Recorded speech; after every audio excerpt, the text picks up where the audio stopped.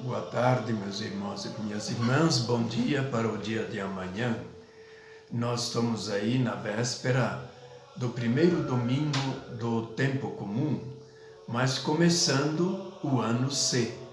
Até agora, o texto base no ano B era o Evangelho de Lucas, de Marcos. Agora vai começar o Evangelho de Lucas. Então, como sempre, nós haveremos de fazer a primeira leitura e depois o Evangelho. Nós notaremos imediatamente que o pensamento, assim, do fim dos tempos, já estava presente no último domingo, na festa de Cristo Rei e também no 33º domingo do ano B. Leitura do livro do profeta Jeremias. Eis que virão dias, diz o Senhor, em que cumprirei a promessa de bens futuros para a casa de Israel e para a casa de Judá. Naqueles dias, naquele tempo, farei brotar de Davi a semente da justiça, que fará valer a lei e a justiça na terra. Naqueles dias, Judá será salvo, e Jerusalém terá uma população confiante. Este é o nome que servirá para designá-la. O Senhor é nossa justiça. Palavra do Senhor. Graças a Deus. O Salmo responsorial, o Salmo 24, começa assim com o seu refrão. Senhor meu Deus, a vós elevo a minha alma. Ouçamos também a leitura do Evangelho, tirado do evangelista Lucas. O Senhor esteja convosco, Ele está no meio de nós. Proclamação do Evangelho de Jesus Cristo, segundo Lucas. Naquele tempo disse Jesus a seus discípulos: haverá sinais no sol, na lua e nas estrelas. Na terra, as nações ficarão angustiadas, com pavor do barulho do mar e das ondas. Os homens vão desmaiar de medo, só em pensar no que vai acontecer ao mundo. Porque as forças do céu serão abaladas. Então eles verão o Filho do Homem vindo numa nuvem com grande poder e glória. Quando estas coisas começarem a acontecer, levantai-vos e erguei a cabeça, porque a vossa libertação está próxima. Tomai cuidado, que vossos corações não fiquem insensíveis por causa da gula, da embriaguez e das preocupações da vida. E esse dia não caia de repente sobre vós, pois esse dia cairá como uma armadilha sobre todos os habitantes de toda a terra. Portanto, ficai atentos e orai a todo momento, a fim de terdes força para escapar de tudo o que deve acontecer e para ficardes em pé diante do Filho do Homem. Palavra da salvação. Glória a vós, Senhor. Voltemos à primeira leitura. Ela é do profeta Jeremias, e Jeremias vivia num momento decisivo da história do reino de Judá, O reino de Israel no norte já havia sido destruído cerca de mais de 100 anos antes. E agora Judá estava em perigo. E esse tempo, esse oráculo aqui, esse pronunciamento do profeta Jeremias, ele faz uma promessa. Dias virão. Então é uma promessa de tipo assim que pensa no futuro. Mas, aparentemente, à primeira vista, parece que anuncia o fim das coisas. Não. Exatamente nesses momentos críticos, é o momento de algo novo que se anuncia. Por isso, a promessa de bens futuros para a casa de Israel e a casa de Judá. Quando se fala de casa, pensa-se mais na dinastia dos reis de Israel, muito confusa, e a dinastia do reino de Judá. E a dinastia do reino de Judá, ela tinha uma promessa, que no futuro um descendente de Davi seria o rei, um rei de justiça e de paz. Então, naqueles dias, sempre é uma promessa de futuro, mas um futuro não de destruição, e sim de continuidade da existência do povo eleito. E por isso ele logo cita aqui: naquele tempo, farei brotar de Davi a semente da justiça. Quer dizer, virá um rei descendente de Davi. Esta é a semente de justiça, que traz justiça para a terra. Agora, essa justiça, ela vem pela lei, fará valer a lei e a justiça na terra. Essa justiça nem sempre está aí para a destruição. Quando se fala de justiça, nos tempos assim de destruição, é a justiça de Deus que continua e continuará fiel com seu povo, apesar de todos os pecados, de todas as infrações cometidas contra a sua aliança com o Deus que libertou do Egito. E ainda naqueles dias, vejam sempre 3 vezes naqueles dias, Judá será salvo. Então, o que se anuncia é a salvação. Claro, pensa-se no reino de Judá, na continuidade do reino de Judá. E Jerusalém terá uma população confiante. Jerusalém, quando esse texto é escrito, no tempo do profeta Jeremias, já estava cercada, ameaçada de destruição. Era um tempo, então, muito difícil para a vida, não só das autoridades, mas de todo o povo, que tinha que se refugiar na cidade, porque tinha muros. Aí vinha a falta de água, falta de alimentos, enfim, uma situação dramática, trágica, em que estavam vivendo.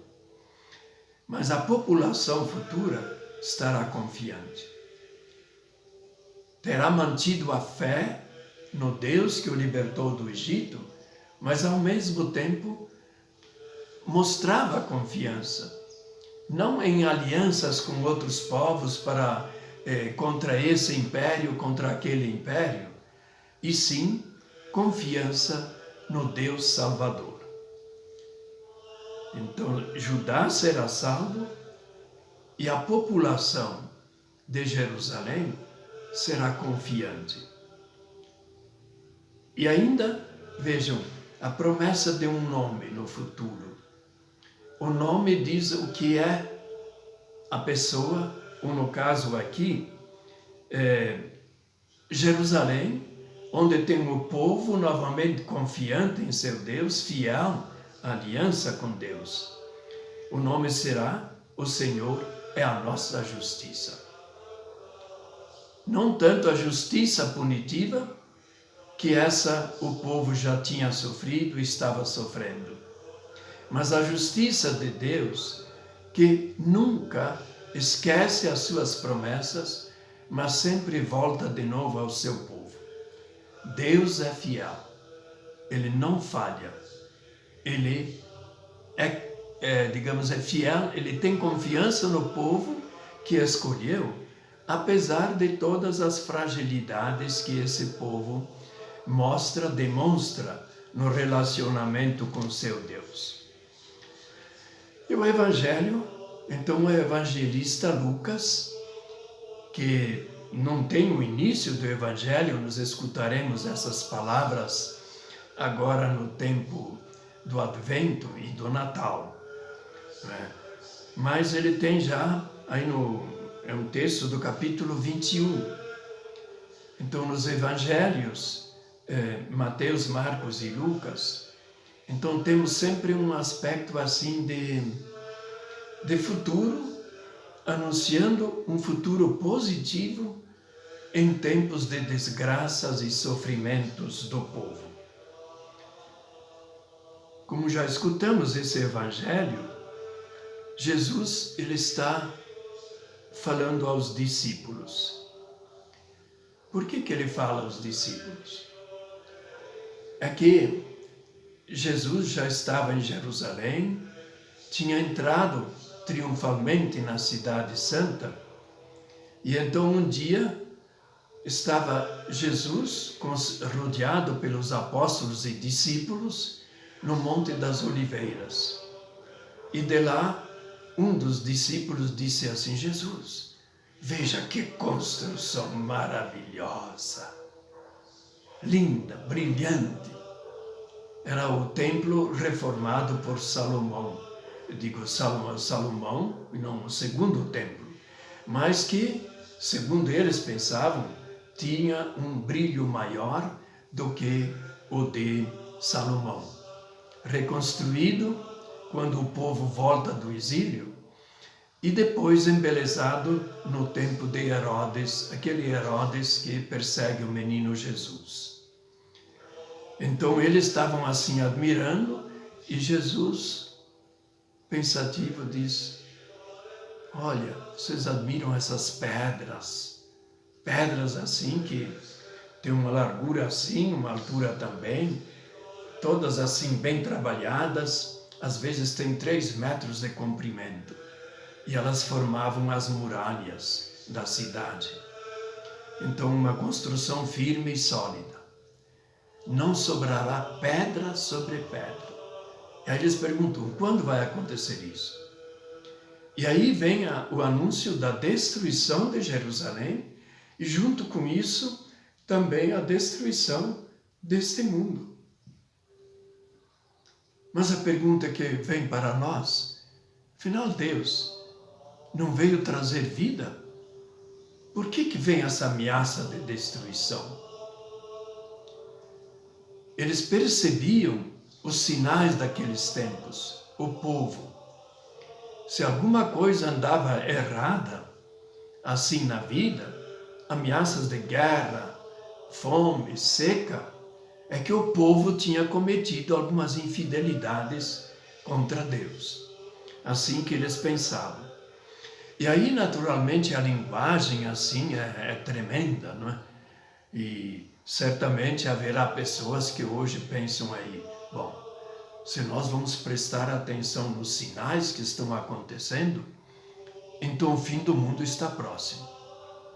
Já falei mais de uma vez, o próprio Jesus diz assim: o que importa não é ficar esperando o fim do mundo de braços cruzados, mas é ter esperança, manter a esperança. Mas uma esperança ativa. Alguns dizem até, em vez de esperar, esperançar. Quer dizer, uma pessoa que espera a salvação, mas ela colabora para que essa salvação apareça, se confirme. Então ela age em benefício dessa salvação. E aí então as comoções, né, do céu, das sinais, que haverá sinais no sol, na lua, nas estrelas, e na terra as nações ficarão angustiadas, cheias de pavor, de medo, pelo barulho do mar e das ondas. Então eles verão o Filho do Homem. É uma referência ao profeta Daniel, que anuncia um ser como que divino, vindo numa nuvem no céu. Só Deus pode estar lá em cima, né? E ele é chamado Filho de Homem, humano. Então a igreja interpreta esse Filho do Homem como o Deus, Filho de Deus encarnado no seio da Virgem Maria e que nasce em Belém. Então o Filho do Homem, ele virá com grande poder e majestade sobre as nuvens do céu. E quando essas coisas começarem a acontecer, o que começar a acontecer? Os sinais vão aparecendo. Mas fiquemos tranquilos a respeito do fim do mundo, que nem Jesus sabe quando vai acontecer. O que importa é esperança, pela presença de Deus, pela fé que nós temos nele, num mundo melhor. Acompanhado também pela expressão novos céus e nova terra. Quer dizer, tudo que está entre o céu, limite, a abóbada celeste e a realidade aqui da terra. Então, novos céus e uma nova realidade. É aquilo que Jesus trouxe pelo anúncio do reino de Deus, pelas suas práticas, pelas suas palavras, não é? Poder e glória. Então, o que deve se fazer quando acontecerem essas coisas? E aquela esperança da vinda do Filho do Homem se acentuar. Levantai-vos e erguei a cabeça. Gente está esperando alguém, está lá sentado em sua casa, a pessoa imediatamente se levanta, vai ao encontro, recebe com alegria. É assim que também é insinuado o comportamento de cada pessoa, de cada um de nós. E o sinal, né, a gente levantar a cabeça, colocar-se de pé, porque a salvação está próxima. De que salvação aqui fala? Lido esse texto em tempos do Advento, da vinda do Senhor no Natal, que historicamente já aconteceu. Mas sempre que nós celebramos o Advento e nos preparamos para o Natal, nós estamos esperando a salvação. E Lucas é talvez aquele que mais fala dessa salvação. Já na noite de Natal, né? O Salvador é anunciado pelos anjos e aos pastores. Os pastores se dirigem à manjedoura onde está o menino Jesus, com Maria, sua mãe, e São José. E aí, então, evidentemente, como é que a gente se prepara? Aí vem aquelas recomendações. Tempo de Advento é um tempo de recolhimento, não de embriaguez, de gula, preocupações com a vida. Agora nós somos tentados, né? A pandemia acabou, agora vamos tirar o atraso. Aí vem as consequências, né? Sabemos que não acabou. Novas cepas desse vírus estão surgindo, como essa chamada Omicron. Omicron é uma letra do alfabeto grego. O micro-ônibus, quer dizer, pequeno, micro. Né? E aí, então, para que esse dia não caia sobre vós. Quer dizer, quem está pronto, aquela surpresa da vinda do Senhor, não vai assustá-lo. Ele está pronto, preparado, espera com alegria. E aí ainda, para aqueles que não esperam e não fazem aquela coisa, a esperança se realizar, esperançar, esses sim, sobre esses vai cair assim como uma armadilha, sobre todos os habitantes da terra, como aconteceu no tempo do dilúvio. Só Noé acreditou na palavra de Deus e construiu a arca, salvou sua família e também as sementes dos animais que seriam mortos pelo dilúvio. Portanto, ficai atentos. Então, levantar a cabeça, ficar de pé, esperar e ficar atento. E outra coisa, orar. Orar a todo momento. Esse orar a todo momento parece tão difícil nesses tempos em que nós vivemos, agitados. A gente tem que fazer isso, fazer aquilo, fazer aquilo. Mas mesmo que nós estejamos assim preocupados, ou indo para o trabalho, ou socorrendo uma pessoa, a gente sempre tem a consciência, tem a fé. Deus está presente. Jesus está presente. Nós não estamos sozinhos. Então esse ficar atento, né? E orar. E esse orar é para a gente ter força, para escapar de tudo o que acontecer e ficar de pé diante do Filho do Homem. Aqui é uma alusão ao juízo final.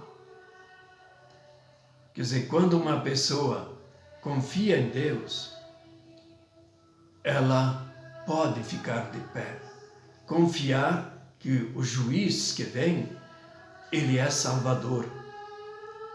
Ele vai acolher a todas as pessoas que têm fé, vivem o amor, cuidam da sua família, procuram trabalhar, mesmo nas dificuldades de hoje, falta de emprego, falta disso, falta daquilo. Nós temos fé e Deus é um Deus de esperança, é um Deus que se doa e nos convida a viver também do mesmo modo. Então esse é o início do Evangelho, o primeiro domingo do Advento. Então preparemo-nos para celebrarmos dignamente amanhã a Eucaristia e podermos também participar do corpo e do sangue do Senhor, que é nosso alimento. Mas não esqueçamos, a palavra de Deus é o pão que vem do céu. Deus é palavra. Jesus, que nasce em Belém, ele é a palavra, como diz São João, que se encarna. Deus, para poder comunicar-se conosco, não só se torna homem, mas se torna palavra. Quer dizer, o simples fato de a gente assistir assim o presépio, ver o presépio e tudo, os gestos, os cuidados que nós temos para enfrentar a igreja, a coroa do Advento e velas e tudo mais, eles são sinais dessa presença de Deus que nos salva. Que assim seja.